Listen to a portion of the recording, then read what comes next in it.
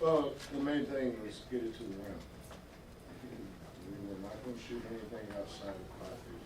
We wanted to give the referee a chance to blow the whistle. I want to have a chance. I went 3 ways to win that game. The whistle, make the shot, or an offensive rebound, put it in. So we had 3 opportunities in that play, and that's we hammered. I threatened his life if he pulled up and shot a jump shot. We were going to get that ball to the rim.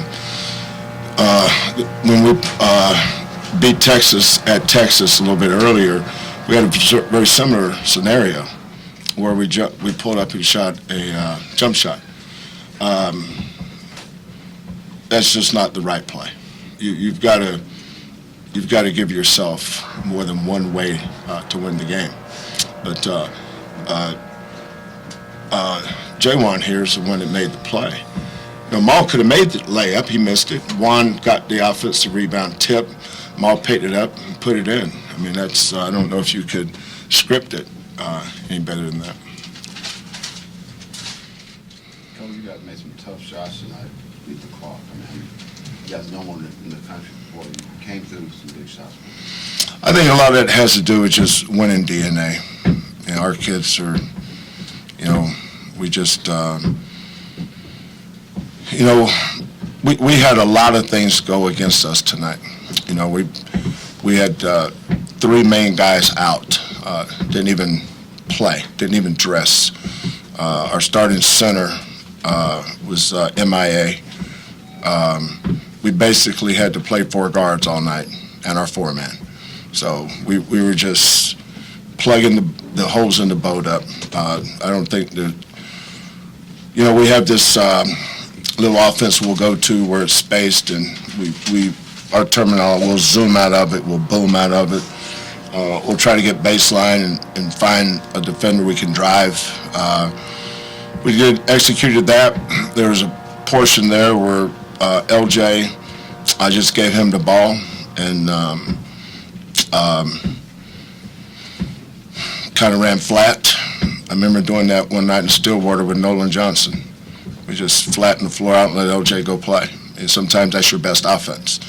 You know, this isn't a beauty contest where you're supposed to draw it up and look like you know, Princeton's offense. The name of the game is make a basket. It doesn't say how. You know, we got a bunch of guys that can score. We don't have a lot of great shooters. We're not a great shooting team. He's a great shooter. Emmanuel Sharp's a good shooter, but LJ's an outstanding shooter. Emmanuel's a good shooter. Maul's serviceable. Don's actually a good shooter when he'll pull the trigger and shoot it.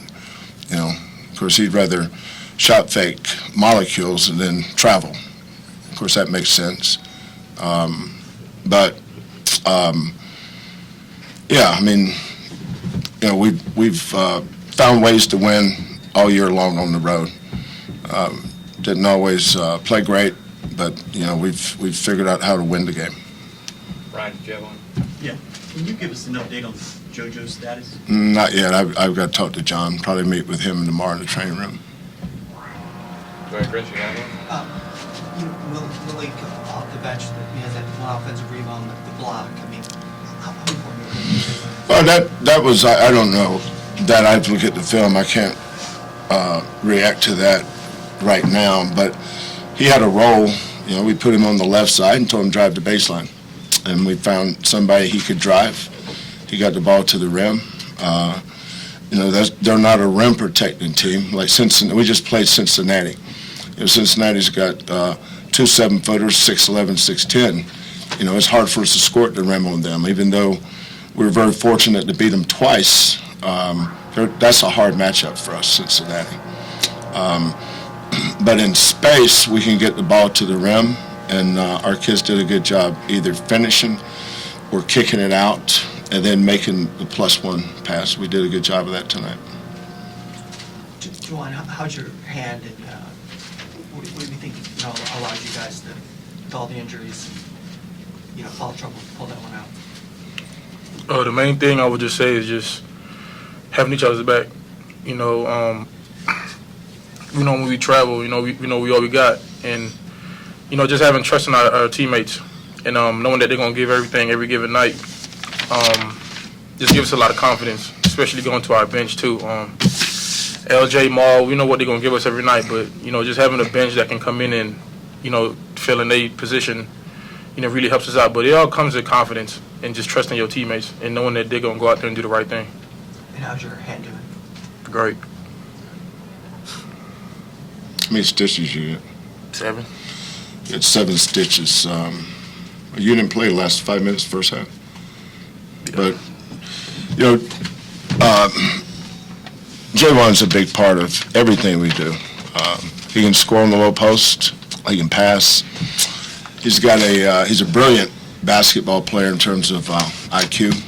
But I want to congratulate or give a shout out to Porter and his staff. They did an awesome job preparing for us. We're a good defensive team. Now, granted, a lot of our main guys are out, but we didn't have an answer for them tonight.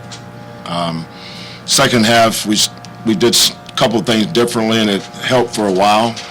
And then we made a couple bonehead mistakes on Darthard. Is that how you pronounce his name? The Darthard kid, he's really, and they didn't miss. I mean, they really, really shot it well tonight. Tonight was one of those nights that on the road, that's how you get beat, is the other team gets hot and they make a boatload of shots, and that's what they did tonight. But they had a good plan. We played, how many conference games we played now? This is 16. So, we played 16 Big 12 games, and that's offensively, I think the two teams that played the best against us was Kansas at Allen Fieldhouse and Oklahoma. I mean, they were really good tonight. But our kids played well, but Porter and his staff did a great job putting them in the right positions, too. We have time for a couple more if anybody's got. Kelvin, when you came on the court, the OU fans responded to you. I'm curious how you and Kelvin and Quantas thought about that, how they still cared for you. Yeah, I'm just glad I was with Hollis and Quantas and Kellen. How do you not like Hollis and Quantas and Kellen, right? They're like, Kellen's my son, but Hollis and Quantas are, they've been my sons too for a long time, just like these guys would be my sons. Our programs have always been really close-knit. Aaron McGee was at practice last night, and he was there again this morning. Ebi Ara, Joseph Zendre, I love Yo-Yo. He was there last night, and I saw him again this morning. Kevin Bookout. Matt Gibson. Remember Matt Gibson? So, yeah, this is, the memories are about, at some point, that's all you'll have at some point. You guys aren't there yet. I'm getting close. But, the memories that I'll take from here are just amazing. The friends, that's the thing. It's not just the basketball people. It's the people outside basketball. Those are people that I appreciate, and we've stayed in touch over the years, and, I've followed through, their families' ups and downs of family life that people go through. We kind of commiserate with each other about stuff like that. But Oklahoma will always be home in a lot of ways. Kellen and Lauren, proud graduates of the University of Oklahoma. Karen's best friends are still from Edgenall, our old street over there at the trails. So, I see Mike Houck back there. Mike's gotten a little bit older. I remember when he was just a young buck, dating that pretty lady he's got with him. I think she was his intern. We used to go to the house after games and have a couple drinks and a couple slices of pizza. Remember that, Mike? It's stuff like that. It's good to see Joe, and but I still hear. I got a great text today from Patty Gasso. She wanted me. I didn't know she would play today. She said, "Mike, call Mike. He's got tickets for you. We play at 11 and what was it, 3 1:45. He said, come to one of those games. I texted back and said, I'm gonna lay low today, Patty, but I appreciate it. But I think she was in Houston. They were playing softball. When was it? Yeah. And she texted me, and I hear from Sherry Cole. I hear from Sherry and Bob. I think Bob texted me about every other game. After the Baylor game in Waco, got a text from Bullet Bob. So, yeah, a lot of dear friends, here. It's not very often you get to coach with 3 Hall of Famers now: Sherry Cole, Patty Gasso, and Bob Stoops. That's pretty neat. Got time for one more if anybody's got it, just one. Kelvin, fighting through the adversity, the guys out to foul trouble, is that an example of a program, culture that's not like, you look at it like that? Yeah, we just kind of, the year after we went to the Final Four, we lost Marcus Sasser and Tremont Mark, within 24 hours. And they were our 2 starting guards. Marcus went on to become the first-round draft choice last year, but, we just had to figure it out. And that team wound up going to the Elite Eight and lost to Villanova. Same thing. What's the plan? Nobody's going to feel sorry for you. Nobody's going to cut you any slack if you lose a game, no matter who's there and who's not. So let's figure out how to win the game. The biggest thing tonight was is scoring. We had to score because we had a hard time guarding them.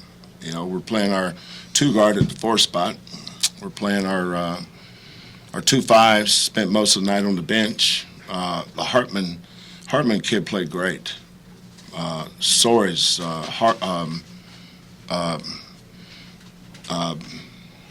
the shooter, what's his name? Huh? No, Soares, the one I just asked. Yeah, him. Did he miss the shot? What was he from the 3-point line? 5 for 7. When did he miss 2? I don't remember him missing. But I just thought they played great. They did. Their offense was outstanding. We couldn't guard them. They couldn't guard us either. And it's almost like whoever had the ball last was probably going to win. Just fortunately, it was us. Coach, LJ, thank you. Okay, thank you.